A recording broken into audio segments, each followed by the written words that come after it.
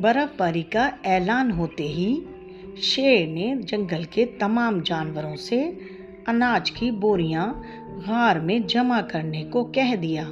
तमाम जानवर अपने हिस्से का अनाज लाकर गार में जमा कर रहे थे और शेर बादशाह खड़ा तमाम जानवरों को देख रहा था।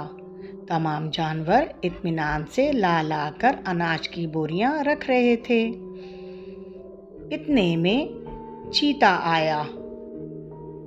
चीते, क्या सब जानवर अपने अपने हिस्से के अनाज की बोरियां लेकर आ गए? पिछले 2 दिन में हमने काफी जखीरा जमा कर लिया है, मगर आगे बहुत सर्दी आने वाली है और बर्फबारी बहुत होगी। जंगल के बादशाह सब जंगल के जानवर अनाज की बोरी ले आए, सिवाय लोमड़ी के। वो क्यों नहीं आई? तुम कल तमाम जानवरों को बुलाओ, सुबह मैं बात करता हूं।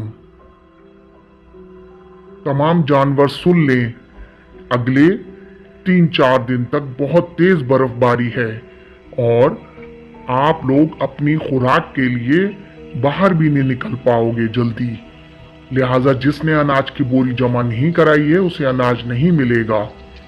लोमड़ी अपने घर आती है और कहती है, अरे बड़ा आया अनाज देने वाला, मैं भी देखती हूँ किस तरह मुझे अनाज नहीं मिलेगा। किसी जंगल के जानवर को मैं अनाज नहीं लेने दूंगी। देखना मैं ऐसा रोला पाऊंगी। ये कहकर भी लोमड़ी सो जाती है और मज़े से ख्वाब खरगोश के मज़े लेने लगती है। अगले दिन सबसे पहले बेचारा हिरन जाता है गार की तरफ। वो जैसे ही गार की तरफ जाता है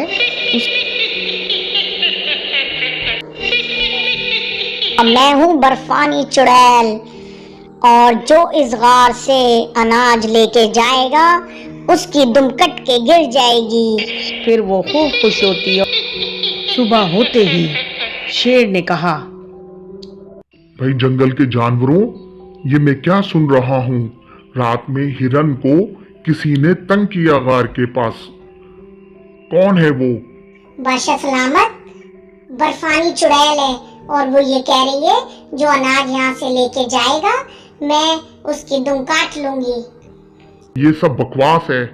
अगर मैंने किसी को इस शैतानी में मुलव्विस देखा तो मैं उसको जंगल से बाहर कर दूंगा। ये मेरा हुक्म है। कछुए, तुम खोज लगाओ इस बात की। फिर दूसरे दिन बेचारा खरगोश भी भूख से तड़प कर गार की तरफ जाता है और उसे भी कुछ आवाजें आती हैं। ये कौन आया है गार के पास? जो इस गार से अनाज लेके जाएगा मैं उसकी दुम काट दूंगी। बस ये सुनते ही बेचारा खरगोश तो जल्दी से रफू चक्कर हो जाता है। दूसरे दिन कछुआ आता है। मुझे नहीं लगता ये पैर किसी बर्फानी चुड़ैल के हैं। मैं भी देखता हूँ ये कौन है। फिर कछुए को एक तरकीब सूझती है। वो शाम को वापस आता है और आटा गिराकर चला जाता है। फिर जैसे ही रात होती है, लोमड़ी आराम से गार की तरफ आती है और इधर उधर देखती है। उसे पता होता है आज कोई जानवर यहाँ नहीं आएगा।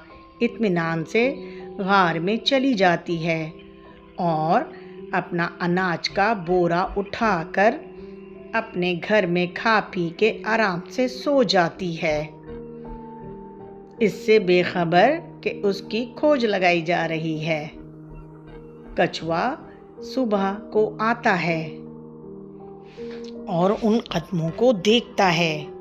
फिर जिस तरफ वो कदम जाते होते हैं, कछुआ उनके पीछे पीछे चल देता है और वो वाकई लोमड़ी के घर की तरफ ही जाते होते हैं।